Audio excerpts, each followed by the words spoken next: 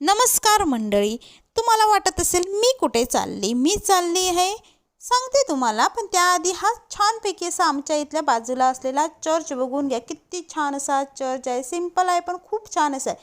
आम्ही कधीतरी येतो इथे आणि त्याच्यानंतर मी कुठे जाण्याआधी मस्तपैकी असं घरी जेवण बनवून जाते, कारण आल्यानंतर जेवण बनवायचा एवढा कंटाळा येतो ना, म्हणून आधी सगळं करून गेल्यानंतर आल्यावर जेवायला बरं पडतं.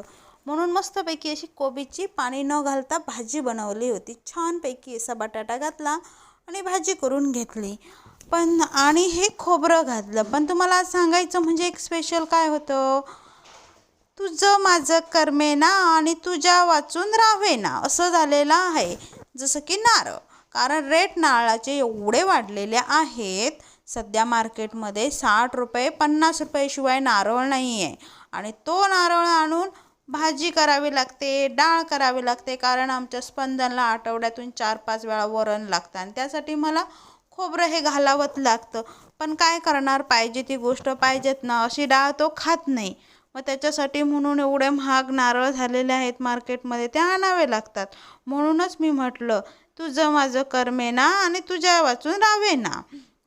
त्याच्यानंतर ही गेली होती मी मार्केटमध्ये. मगाचा तुमचा अर्धा व्हिडिओ दाखवला होता, तो आता दाखवते.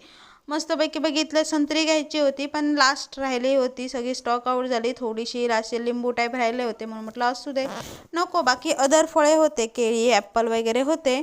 मग इकडे बघितलं तिकडे बघितलं, सगळीकडे गर्दीच गर्दी होती. मग म्हटलं असू दे. ही बघा, ही माडी आहे, किती छान अशी लागते माहिती आहे का तुम्हाला?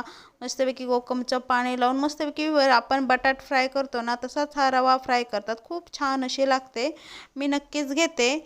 आली की मला दिसली की मी एकतरी घेऊनच जाते.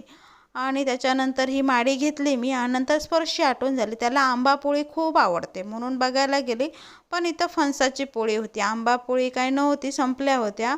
मग म्हटलं असू दे, त्याला फणस पोळी काय आवडत नाही. मग म्हटलं आणि काय घ्यायचं होतं, छोटं छोटं सामान ते घेऊन टाकलं. बटाटे होते, कांदे होते, जे घरात पाहिजे होते ते. मग अशी सांगितले ते नारळ 50-50 आणि काय 60-60 असे 2 रेट होते. त्याच्यातले 2 नारळ घेतली, कोथिंबीर घेतली आणि थोडे काय फ्रूट्स पाहिजे होते ते फ्रूट्स घेतले, चिक्कू घेतले थोडेसे. आणि आली शेवटी बिलिंग काउंटरला. म्हटलं बिल करूया आणि घरी जाऊया म्हटलं. आणि तुम्हाला माझा आजचा व्हिडिओ कसा वाटला नक्की मला कमेंट करून सांगा. आवडला तर लाईक करा, चॅनलला शेअर करा. आणि घरी येऊन बनवले कोबी मंचुरियन, कारण मुलांना म्हटलं काहीतरी चटपटीत असं पाहिजेच असतं, म्हणून छानपैकी होममेड असं कोबी मंचुरियन